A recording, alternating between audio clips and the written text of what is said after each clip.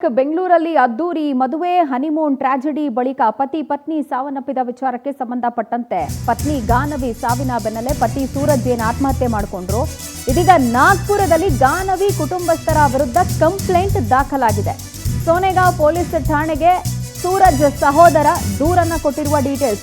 ಪ್ರಕರಣದ ಕುರಿತಾಗಿ ಆಲ್ರೆಡಿ ಮಾಹಿತಿಯನ್ನ ಪಡ್ಕೊಂಡಿದ್ದಾರೆ ವಿದ್ಯಾರಣ್ಯಪುರ ಪೊಲೀಸರು. ಬಿಕಾಸ್ ಇಲ್ಲಿ ಫಸ್ಟ್ ಕಂಪ್ಲೇಂಟ್ ಆಗಿತ್ತಲ್ಲ, ನಿನ್ನೆ ಠಾಣೆಗೆ ಬಂದು ಮಾಹಿತಿಯನ್ನ ಕೊಟ್ಟಿದೆ ಸೂರಜ್ ಫ್ಯಾಮಿಲಿ ಅಂತ ಹೇಳಿ ಗೊತ್ತಾಗ್ತಾ ಇದೆ. ಇವತ್ತು ನಾಗ್ಪುರದಲ್ಲಿ ಸಾವನ್ನಪ್ಪಿದಂತಹ ಸೂರಜ್ ಮೃತದೇಹ ಬೆಂಗಳೂರಿಗೆ ಬರುತ್ತೆ ಅನ್ನುವಂತಹ ಡೀಟೇಲ್ಸ್ ಲಭ್ಯ ಆಗ್ತಾ ಇದ್ದು, ಗಾನವಿ ಸಾವಿನ ಬೆನ್ನಲ್ಲೇ ಪತಿ ಸೂರಜ್ ಆತ್ಮಹತ್ಯೆಗೆ ಶರಣಾದ್ರು. ಅವ್ರ ತಾಯಿ ಕೂಡ ಸೂಸೈಡ್ ಅಟೆಂಪ್ಟ್ ಮಾಡಿ ಗಂಭೀರ ಪರಿಸ್ಥಿತಿ ಇದ್ದಾರೆ ಅಂತ ಹೇಳಿ ಗೊತ್ತಾಗ್ತಾ ಇದೆ. ಸದ್ಯ ಒಂದು ಕೌಂಟರ್ ಕಂಪ್ಲೇಂಟ್ ಅನ್ನು ರಿಜಿಸ್ಟರ್ ಮಾಡಿದ್ದಾರೆ. ನಮ್ಮ ವರ್ಷನ್ನು ಕೇಳಿ ಅವ್ರ ವರ್ಷನ್ ಅವ್ರು ಹೇಳಿದ್ರು ಪೊಲೀಸ್ ಸ್ಟೇಷನಲ್ಲಿ ಕಂಪ್ಲೇಂಟ್ ಆಗಿದೆ, ಗಾನವಿ ಕುಟುಂಬಸ್ಥರ ವರ್ಷನೆಲ್ಲ ಕೇಳಿದ್ದೀರಾ, ಈಗ ನಮ್ಮನೇಲೂ ಒಂದು ಜೀವ ಹೋಗಿದೆ, ನಮ್ಮ ಸೂರಜ್ ಕೂಡ ಸಾವನ್ನಪ್ಪಿದ್ದಾರೆ, ಸೊ ನಮ್ಮ ವರ್ಷನ್ನು ಕೇಳಿ ಅನ್ನುವಂಥ ರೀತಿಯಲ್ಲಿ ಸೂರಜ್ ಕುಟುಂಬಸ್ಥರು ಒಂದು ಕೌಂಟರ್ ಕಂಪ್ಲೇಂಟನ್ನು ಕೊಟ್ಟಿರೋದು ಗೊತ್ತಾಗ್ತಾ ಇದೆ. ನೋಡಿ, ಕೌಂಟ್ರ್ ಕಂಪ್ಲೇಂಟ್ ರಿಜಿಸ್ಟರ್ ಮಾಡೋದು, ಕೇಸು ಪೊಲೀಸವರು ತನಿಖೆ ಮಾಡೋದು, ಇದೆಲ್ಲವೂ ಆಗೋದಕ್ಕಿಂತ ಮುಂಚೆ ಅವರಿಬ್ಬರಿಗೂ ಫಸ್ಟು ನಮ್ಮ ಸಮಸ್ಯೆ ಏನು ಅದನ್ನು ಬಗೆಹರಿಸ್ಕೋಬೇಕು ಅನ್ನೋದು ಇರಬೇಕಾಗಿತ್ತು. ಸೂರಜ್ ತನ್ನ ಜೀವನ ನಾನು ಹೇಗೆ ನಡೆಸಬೇಕು ಅನ್ನೋದರ ಕುರಿತ ಕ್ಲಾರಿಟಿ ಇಟ್ಕೊಳ್ಬೇಕಾಗಿತ್ತು. ಆ್ಯಂಡ್ ಗಾನವಿ ಕೂಡ ಅಷ್ಟು ವೀಕ್ ಮೈಂಡೆಡ್ ಆಗಿ ಸಾವಿಗೀಡಾಗುವಂಥ ನಿರ್ಧಾರವನ್ನು ಕೈಗೊಳ್ಳಬಾರ್ದಾಗಿತ್ತು.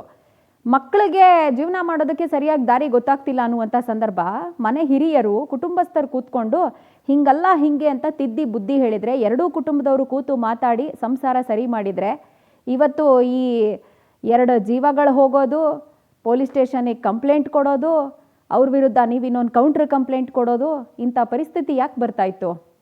ಒಂದು ನಿಮಿಷ ತಾಳ್ಮೆಯನ್ನು ಅವರೂ ವಹಿಸ್ಕೊಳ್ಬೇಕಾಗಿತ್ತು.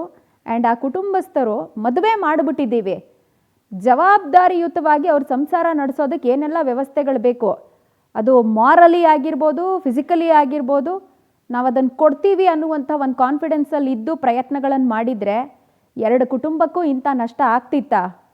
ಎಂಥ ದುರಂತ ಇದು. ಈ ಬಗ್ಗೆ ಮಾಹಿತಿ ಕೊಡ್ತಾರೆ ನಮ್ಮ ಪ್ರತಿನಿಧಿ ಸುಚಿತ್ರಾ.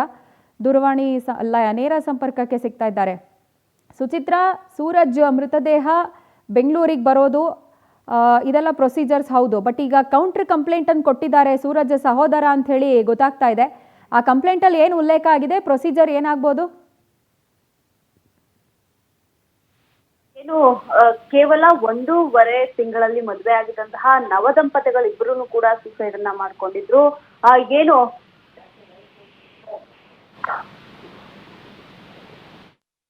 ರೈಟ್, ನಮ್ಮ ಪ್ರತಿನಿಧಿ ಸುಚಿತ್ರಾ ಅವರನ್ನ ಮತ್ತೆ ಸಂಪರ್ಕ ಮಾಡುವಂಥ ಪ್ರಯತ್ನವನ್ನು ಮಾಡೋಣ.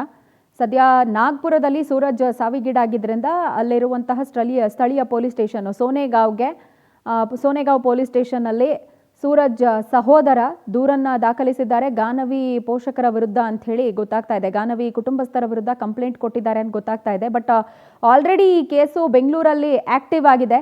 ವಿದ್ಯಾರಣ್ಯಪುರ ಸ್ಟೇಷನ್ನಲ್ಲಿ ಆಲ್ರೆಡಿ ಕಂಪ್ಲೇಂಟ್ ಇರೋದ್ರಿಂದಾಗಿ ಅಲ್ಲಿಂದ ಡೀಟೇಲ್ಸನ್ನು ತಗೊಳ್ತಾರೆ ಅನ್ನುವಂಥದ್ದು ಕೂಡ ಗೊತ್ತಾಗ್ತಾ ಇದೆ. ಸೊ ಇದರ ಪ್ರೊಸೀಜರ್ಸ್ ಏನಾಗುತ್ತೆ ಅನ್ನುವಂಥದ್ದನ್ನು ಕಾದು ನೋಡಬೇಕು.